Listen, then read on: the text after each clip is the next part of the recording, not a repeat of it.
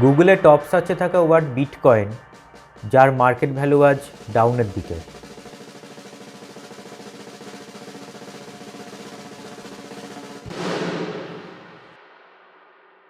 Why Bitcoin price dropped?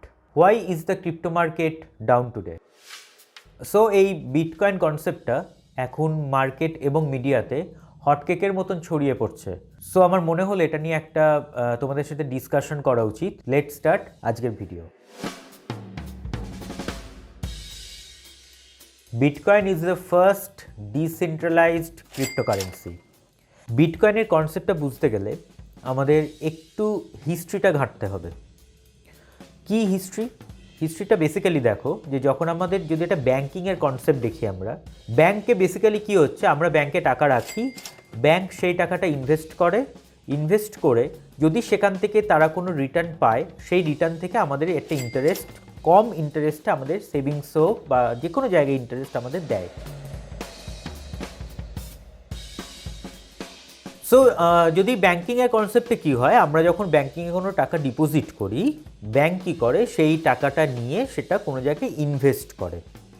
এবার হতে পারে সেটা কোনো জায়গায় ট্রেডিংয়ে ইনভেস্ট করে, অথবা সেটা এই যে কোনো পার্টিকে লোন দেয়। এবার যিনি লোন নিচ্ছেন তিনি যদি সেই লোনের টাকা শোধ না করেন, তাতে কি হয়, আমরা নিজেদের টাকাটাই আমাদের নিজেদের লস হচ্ছে।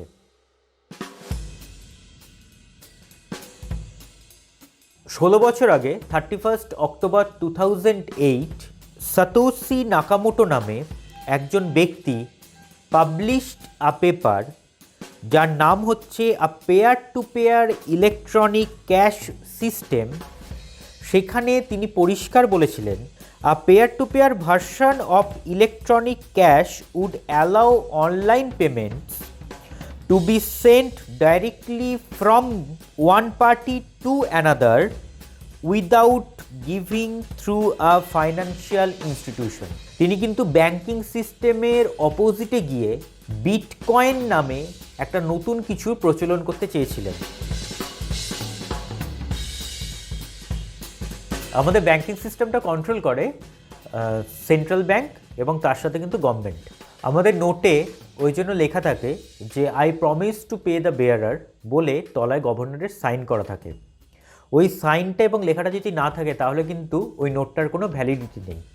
বাট এই যে ক্রিপ্টোকারেন্সি বেসড বিটকয়েন, এটাতে কিন্তু কোনো ফিজিক্যাল ভ্যালু নেই নোটের। কিন্তু এই বিটকয়েন যেটা ক্রিপ্টোকারেন্সি বেসড, এটা কিন্তু পুরোটাই ডিজিটালাইজড। এটাতে কিন্তু কোনো ফিজিক্যাল নোটের কিন্তু ভ্যালু নেই। বিটকয়েন বেসিক্যালি একটা হচ্ছে ব্লকচেন টেকনোলজি।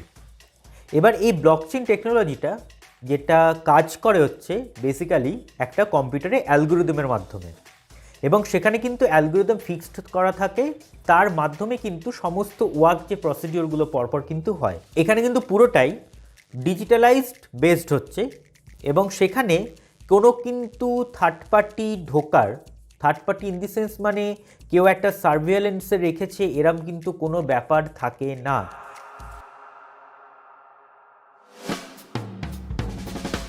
সো এই বিটকয়েনের কিছু বেসিক ডিসঅ্যাডভান্টেজ আছে। নাম্বার 1, এটা কিন্তু সব জায়গায় ইউজ করা যায় না। কেন? কারণ একটা দোকানে গিয়ে আমি কখনোই বলবো না সে আমাকে কোনো একটা জিনিস দিল, আমি তার পরিবর্তে তাকে 1 বিটকয়েন দিলাম। এটা কিন্তু পসিবল নয়। ইটস ডিপেন্ডস যে তিনি সেই বিটকয়েনটা অ্যাকসেপ্ট করার অবস্থায় আছেন না নেই। নাম্বার 2, গভর্নমেন্ট ইনভলভ থাকে না। এতে কি হয়, এতে কিন্তু একটা প্রবলেম আছে। তাহলে হ্যাকিং বা যেগুলো ডার্ক রিলেটেড কাজকর্মগুলো, সেগুলো কিন্তু ইনভলভমেন্ট হয় এই বিটকয়েনের মাধ্যমে। কারণ ডার্ক ওয়েবে যে সমস্ত ড্রাগ কেনাবেচা হওয়া বা ব্ল্যাক মার্কেটে ইউজ হওয়া, সেগুলো কিন্তু পুরোটাই হয় এইসব বিটকয়েনের মাধ্যমে। 5 এপ্রিল 2018 আরবিআই একটা অর্ডার দিয়েছিল যে ক্রিপ্টোগ্রাফি বেসড কোনো কিছু পারচেস করা থিংস তুমি ব্যাংকের সাথে ট্রানজ্যাকশন করতে পারবে না। বাট তারপরে এই ক্রিপ্টোগ্রাফি বেসড কোম্পানি তারা আবার কেস করে, এবং সুপ্রিম কোর্টে 4 বছর ধরে কেসটা থাকে। থাকার পরে তারা আরবিআই কিন্তু আবার এটাকে উইথড্র করে ফেলে, কারণ তাদের ক্রিপ্টোগ্রাফি বেসড যে কোম্পানিগুলো ছিল তারা কিন্তু এটা কেসটা জিতে যায়।